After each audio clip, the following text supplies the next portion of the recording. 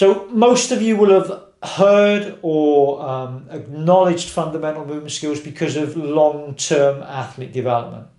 And you know, I'm a bit of a critic of the long-term athlete development approach. I think I've mentioned it previously. So most of you will have seen fundamental movement skill either within the long-term athlete development model or physical literacy models, although you know my feelings and thoughts around sort of physical literacy models. So the idea behind LTAD and the long-term approach is that it takes 10,000 hours or 10 years to become an elite athlete. So again, it's about becoming an elite athlete. So 10,000 hours, how do we get to 10,000 hours?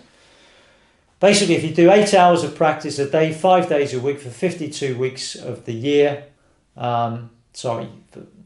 if you do 4 hours of practice a day for so many days of the week for 52 weeks of the year, that's how you get your 10,000 hours.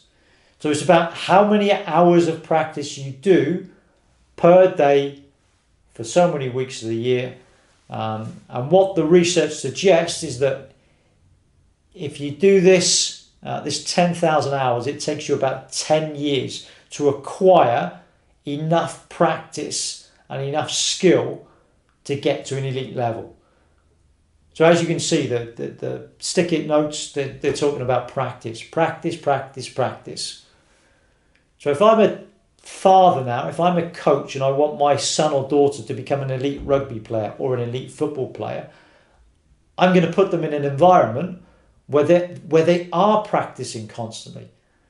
Because if they're starting at 6, by the time they become 16, 17, hopefully they've acquired enough hours and practice to get to a level where they can be classified as an elite performer and hence make it as a professional. So that's the theory behind LTAD. Whether it works is questionable, and holistically, if we think of some of the factors behind it, that's another point. And also if we think of, right, where does fundamental movement skill come into it? Well, fundamental movement skill is one of the key building blocks at the start of the LTAD model. So it's one of the building blocks that hopefully allows you to get that number of hours in.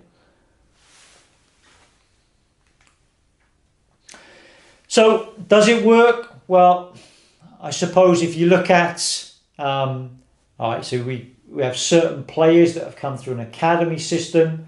So we got Theo Walcott here, started in Southampton Football Academy when he was young, got so many hours of practice over so many years in the football academy, so hence when he was 15, 16, signed for Arsenal, and then he's gone on to become an elite player. So does it work? Well, I suppose certain examples demonstrate that it does work. So I'm not saying early specialization doesn't work. I think the pressure on parents, the pressure on coaches, the pressure on kids nowadays to have early success. If you have early success, then you're more likely to get noticed and picked up by a football club. We all want to become professionals. There's pressure. The sport, the environment, it all dictates that you have to specialise at an early age. Now, because you specialise and because you're pushed on to specialise, does it mean that you're missing out certain building blocks? So we've already said 0 to 12 years of age is when you should be developing your fundamental movement skill. Now, if you're a talented young kid at 7, 8, 9, 10, are you pushed too quickly and developed too quickly to the extent that you might miss out on some of these building blocks or some of these fundamental movements that are essential, not just for your sport, but your whole round development? So I think coaches, parents are in a slight predicament. If you have a talented young athlete, you want to encourage them. You probably are more likely to push them at an earlier age. So rather than encourage what we call deliberate play, so play with fun and enjoyment, and rather than sampling sport and sampling lots of different sports at an early age, you're more likely as a parent or a coach to say, right, just go and be a football player. Don't worry about athletics and swimming and dance, and just go and be a football player. So you specialize, you do lots of deliberate practice. Now, because you're specializing in football, you might be neglecting some of the key fundamental movement skills. All right, you might not think they're important for football, but what if you don't make it as a football player? Or later in life, you might find that, oh, you need some of those fundamental movements, agility and balance and coordination. So, great to specialize, but are you neglecting key fundamental movement skills because you specialize? I've used Ian Thorpe on my left here as an example. Ian Thorpe was known as Torpedo. He was one of the sort of fantastic Australian swimmer.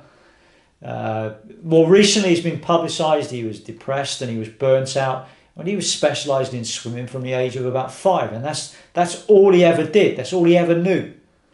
So if you're just swimming up and down a pool day in, day out, well, you're only developing movement skills associated with that movement. So what about all the key other fundamental movements that he could or should have acquired?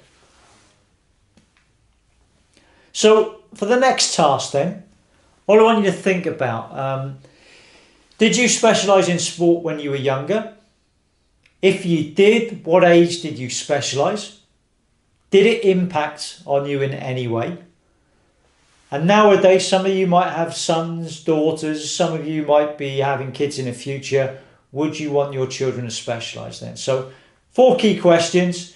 If you do it in groups, and then if we have a discussion, it might take a little bit longer this, because there might be a little bit of interaction and group discussion. So I just want, what were your experiences within youth sport? Did you specialise? What age did you specialise? Did it impact on you in any way? And if you were a parent, would you want your young kids to specialise? Yes or no, and then support with an argument.